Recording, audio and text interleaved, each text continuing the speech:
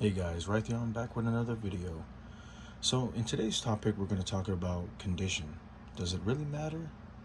So in my experience with collecting for the GameCube set, I've came across a few numerous games, especially the games that are like the most popular ones like Super Smash Brothers, Super Mario Sunshine, those kind of titles that typically are more common and more played on the platform. And what I've came across is, finding it kind of difficult to get a really clean copy. So let me explain. So about a year ago, I went ahead and I bought this copy of Capcom versus SNK 2.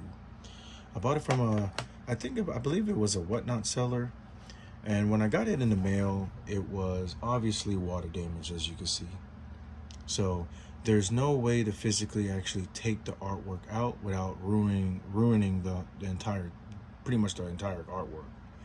But I still kept this copy, and um, at some point you will run into this while you're collecting. But I kept this copy because I thought to myself, eventually when I get a cleaner copy, I could then swap out, the game and everything with it to make a clean example. This is not really like in terms of what I talked about in my other videos where you're like piecing together something like a Game Boy game. You're buying the Game Boy game and then you piece together, getting in the box and the manual and stuff. But this is this is a little bit different. This is more like less like condition, because honestly it doesn't really matter. I already have the game and the game works. It's got the manual in it. Everything is complete and the disc is good. It's just that the artwork for the front and back are kind of terrible. So I ended up a couple of weeks ago, I ended up picking up another copy of Capcom versus SNK. I picked it up on Whatnot, and I bought it from another Whatnot user. And I like to show my support on the platform. So, I like to buy from new sellers or sellers I haven't seen before. But I picked up this copy, and sure bet it's kind of the same. You got dog ears right here. I call them dog ears because it's like where the artwork wasn't positioned right, so you end up with that, like, just like it's unfortunate, but the dog ears and the wear all in the artwork. So I'm gonna need to get another copy. This copy was actually loose, and I only picked it up because of the sole factor of getting the artwork. I thought to myself, maybe I could just get the artwork, swap it out, and then it'd be good. But sadly, we're back in the same predicament again. So you're going to run into this a lot of times, depending on what type of collector you are, whether you don't really care about the condition of it, or you do care about the condition and you want to be able to have the best of the best, the best condition. I still, to this day, I still believe that collecting CIB copies of games, especially games like this, but not only the CIB, but I do believe that collecting in really clean condition will help you later on. And it will help you because it'll help you sell the game a lot faster than a game that's beat up. More, I've been selling on Whatnot for maybe 2 years, 3 years, off and on. And what I've experienced is that people like to lowball and talk you down depending on the condition of the game. They don't seem to, at all, for whatever reason, they don't ever talk you down when it comes to something being pristine.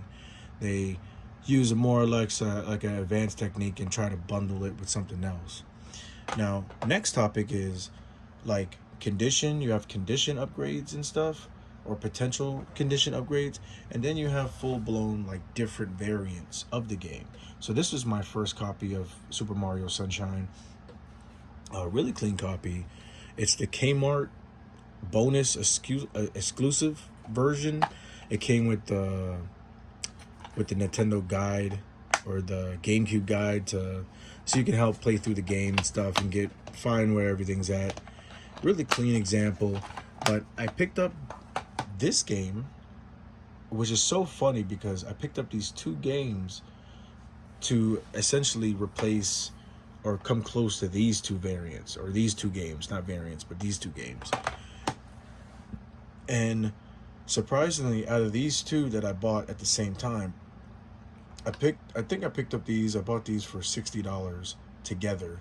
$60 or $80 together, I forget. But this copy is just a regular standard black label Super Mario Sunshine, which is what I've been wanting. And it's really clean.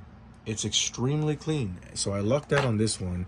And it has all the precautions, all the manuals, all the different guides and stuff, registration and all that, all included in it, which is amazing, which I love.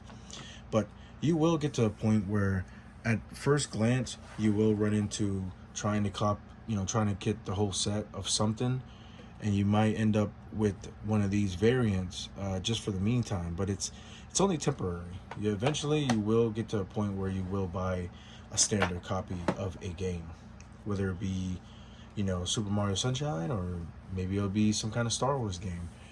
But some key notes to finish off this video: just make sure you guys check the condition, ask the seller, make sure they send you tons of pictures to make sure, ask them if it's water damage, ask them can they take out the cover art, ask them all those questions. Because if I had mentioned, hey, can you take out the cover art, they would have already disclosed to me that the cover art couldn't be taken out without damaging it, and I wouldn't be in this predicament.